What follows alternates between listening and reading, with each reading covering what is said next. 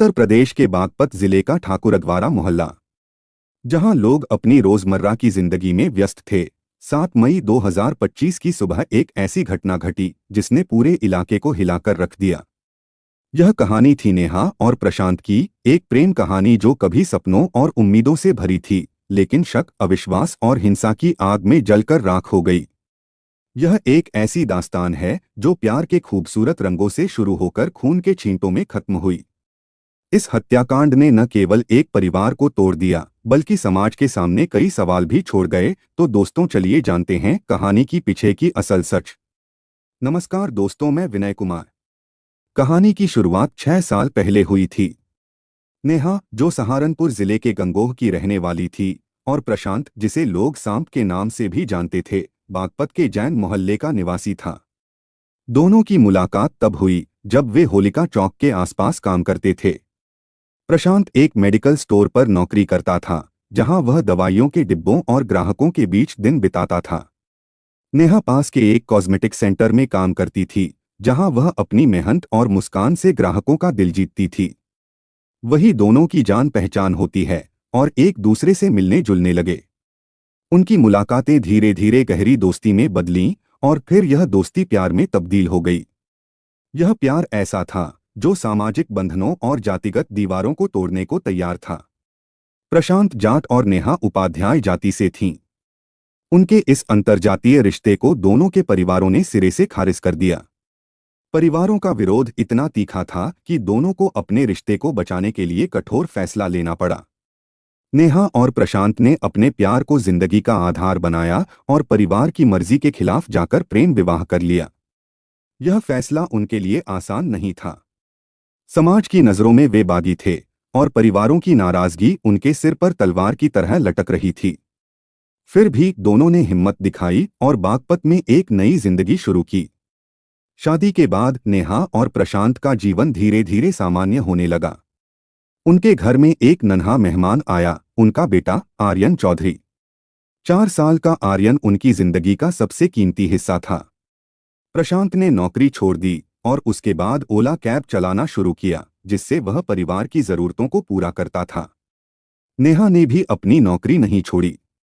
वह cosmetic centre में काम करती थी और अपनी मेहनत से परिवार का आर्थिक बोझ उठाने में मदद करती थी। बाहर से देखने में यह एक सामान्य परिवार था, एक छोटा सा घर, एक मासूम बच्चा और 2 लोग जो अपने सपनों को साकार करने की कोशिश कर रहे थे।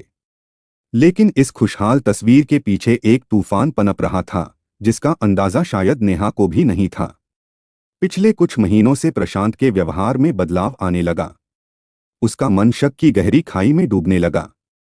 उसे नेहा के चरित्र पर शक होने लगा।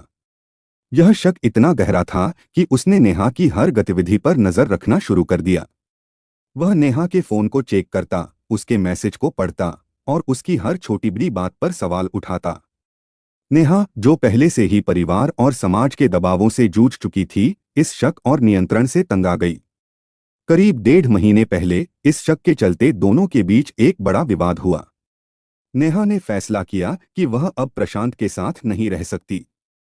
वह अपने 4 साल के बेटे आर्यन और अपने माता पिता रंजीता और दिव्यांग विनोद कुमार के साथ ठाकुरद्वारा मोहल्ले में एक किराए के मकान में चली गई।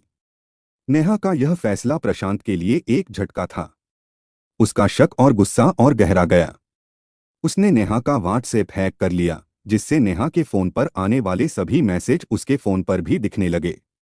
जब नेहा को इस बात का पता चला तो वह गुस्से से आग बबूला हो गई। उसने प्रशांत को फोन पर धमकी दी कि वह उसे जेल भिजवा देगी। यह धमकी प्रशांत के लिए आग में घी डालने जैसी थी।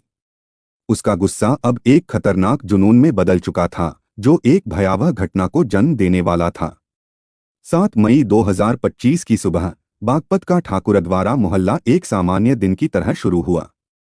नेहा अपने मायके में थी, जहां वह अपने माता पिता और बेटे के साथ रह रही थी। उस दिन नेहा की मां रंजीता किसी काम से बाहर गई थीं। घर पर नेहा, उसका दिव्यांग पिता विनोद और कुछ पड़ोसी मौजूद थे। सुबह करीब 10 बजे प्रशांत नेहा के मायके पहुंचा। उसके हाथ में एक तेजधार चाकू था, जिसे उसने पुष्कर मेले से खरीदा था। यह चाकू, जो आमतौर पर चिकन काटने के लिए इस्तेमाल होता था, उस दिन एक जिंदगी खत्म करने का हथियार बनने वाला था। प्रशांत और नेहा के बीच फिर से तीखी बहस शुरू हुई। पड़ोसियों के मुताबिक उनकी आवाजें इतनी तेज थीं कि बाहर तक सुनाई दे रही थीं। बहस जल्द ही हिंसक हो गई। प्रशांत ने गुस्से में नेहा के हाथ पर चाकू से वार किया। नेहा की चीखें सुनकर पड़ोसी घर के पास पहुंचे। कुछ ने जाल से झांक कर देखा कि प्रशांत नेहा पर बार बार चाकू से हमला कर रहा था। उसने नेहा के शरीर पर 19 बार चाकू से वार किए, जिसमें से कई बार उसके गले पर थे। खून चारों ओर फैल चुका था। नेहा की चीखें धीरे धीरे थम गईं और उसकी जान मौके पर ही निकल गई। इस दौरान नेहा के दिव्यांग पिता विनोद ने उसे रोकने की कोशिश की, लेकिन प्रशांत ने उन पर भी चाकू से हमला कर दिया। विनोद गंभीर रूप से घायल हो गए। पड़ोसियों ने प्रशांत को रोकने की कोशिश की, लेकिन उसका गुस्सा इतना बढ़ चुका था कि वह किसी की नहीं सुन रहा था। हत्या के बाद प्रशांत ने नेहा के शव के पास करीब 15 मिनट तक टहलता रहा। उसने अपनी सास रंजीता को फोन किया और ठंडे लहजे में कहा, इतना कमजोर नहीं हूं, मारकर फेंक दिया है। अब थाने जाऊंगा। उसने अपनी मां को भी फोन पर बताया। जिस दिन नेहा से शादी की थी, उसी दिन कहा था कि अगर वह गलत निकली तो मार दूंगा। आज मैंने उसे मौत के घाट उतार दिया। पड़ोसियों ने इस भयावह दृश्य का वीडियो बना लिया, जिसमें प्रशांत चाकू हाथ में लिए शव के पास खड़ा होकर ये बातें कह रहा था। यह वीडियो बाद में पुलिस जांच का एक महत्वपूर्ण हिस्सा बना। घटना की सूचना मिलते ही बागपत शहर कोतवाली पुलिस मौके पर पहुंची। मकान का गेट बंद होने के कारण पुलिस को ताला तोड़कर अंदर जाना पड़ा। प्रशांत को मौके से ही हिरासत में ले लिया गया और हत्या में इस्तेमाल हुआ चाकू बरामद कर लिया गया। नेहा के शव को पोस्टमार्टम के लिए भेजा गया और घायल विनोद को इलाज के लिए अस्पताल ले जाया गया। पुलिस ने प्रशांत और नेहा के मोबाइल फोन को फोरेंसिक जांच के लिए भेज दिया, ताकि उनके बीच विवाद का कारण बने व्यक्ति या मैसेज का पता लगाया जा सके। शहर कोतवाल दीक्षित कुमार त्यागी ने बताया कि प्रशांत ने अपना जुर्म कबूल कर लिया। उसने कहा कि उसने नेहा को किसी और से फोन पर बात करते सुना था और इसी गुस्से में उसने हत्या कर दी। 9 मई 2025 को प्रशांत को न्यायालय में पेश किया गया, जहां से उसे जेल भेज दिया गया। रात भर हवालात में रहने के दौरान उसने न तो खाना खाया और न ही सोया। जेल जाते समय उसने पुलिस से कहा, थोड़ी देर के गुस्से ने मेरा जीवन बर्बाद कर दिया। अब मेरे बेटे का क्या होगा। यह पहली बार था जब प्रशांत ने अपने किए पर पछतावा जताया, लेकिन यह पछतावा अब किसी काम का नहीं था। घटना के समय नेहा का 4 साल का बेटा आर्यन स्कूल में था। जब वह दोपहर में घर लौटा तो उसे अपनी मां की मौत की खबर मिली। परिवार वाले उसे पोस्टमार्टम हाउस ले गए, जहां उसने अपनी मां का शव देखा।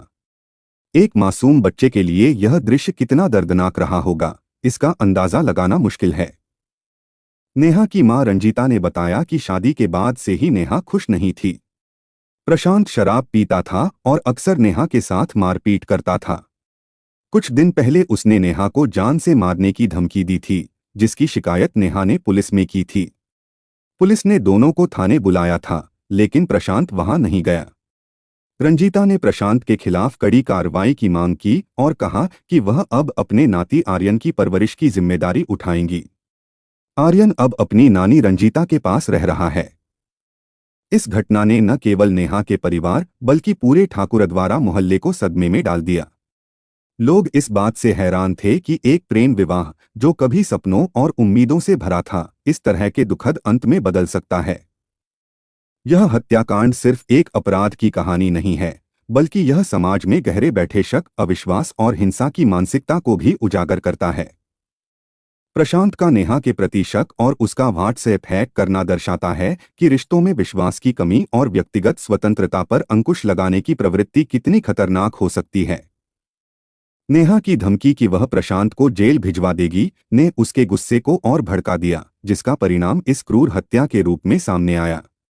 यह मामला प्रेम विवाह और सामाजिक दबावों के बीच टकराव को भी दर्शाता है। प्रशांत और नेहा ने परिवार के विरोध के बावजूद शादी की थी, लेकिन उनके रिश्ते में शक, हिंसा और अविश्वास ने अंततः इस प्रेम कहानी को एक दुखद मोड़ दे दिया। यह घटना यह भी सवाल उठाती है कि क्या समाज में प्रेम विवाह को स्वीकार करने की प्रक्रिया अभी भी अपूर्ण है, और क्या परिवारों और व्यक्तियों को रिश्तों में संवाद और समझ को बढ़ावा देने की जरूरत है। मनोवैज्ञानिक दृष्टिकोण से प्रशांत का व्यवहार एक असुरक्षित और नियंत्रण करने वाले व्यक्तित्व को दर्शाता है। उसका शक और जुनून न केवल नेहा के लिए बल्कि उसके अपने जीवन और अपने बेटे के भविष्य के लिए भी विनाशकारी साबित हुआ। यह घटना रिश्तों में संवाद, विश्वास और मानसिक स्वास्थ्य के महत्व को रेखांकित करती है। नेहा हत्याकांड एक ऐसी कहानी है जो समाज को कई सवालों के साथ छोड़ जाती है। क्या प्रशांत और नेहा के बीच बेहतर संवाद और समझ इस हादसे को रोक सकती थी? क्या समय रहते पुलिस की कार्रवाई इस घटना को टाल सकती थी? और सबसे बड़ा सवाल, क्या 4 साल का आर्यन, जिसने अपनी मां को खो दिया और जिसके पिता अब जेल में हैं, इस घटना की छाया से उबर पाएगा? यह कहानी न केवल एक अपराध की दास्तान है, बल्कि यह रिश्तों में विश्वास, संवाद और हिंसा से बचने की आवश्यकता पर भी प्रकाश डालती है। बागपत का यह हत्याकांड लंबे समय तक लोगों के ज़हन में बना रहेगा। यह एक चेतावनी है कि प्यार, जो जीवन को सुंदर बना सकता है, अगर शक और हिंसा की भेंट चढ़ जाए तो वह एक दुखद अंत में बदल सकता है। इस कहानी का सबसे दुखद हिस्सा है आर्यन, एक मासूम बच्चा जिसका संसार उजड़ गया और जिसके भविष्य पर अब अनिश्चितता के बादल मंडरा रहे हैं। यह कहानी हमें यह सोचने पर मजबूर करती है कि प्रेम और विश्वास को कैसे बचाया जाए और हिंसा और अविश्वास को कैसे रोका जाए, ताकि ऐसी घटनाएं फिर न हों।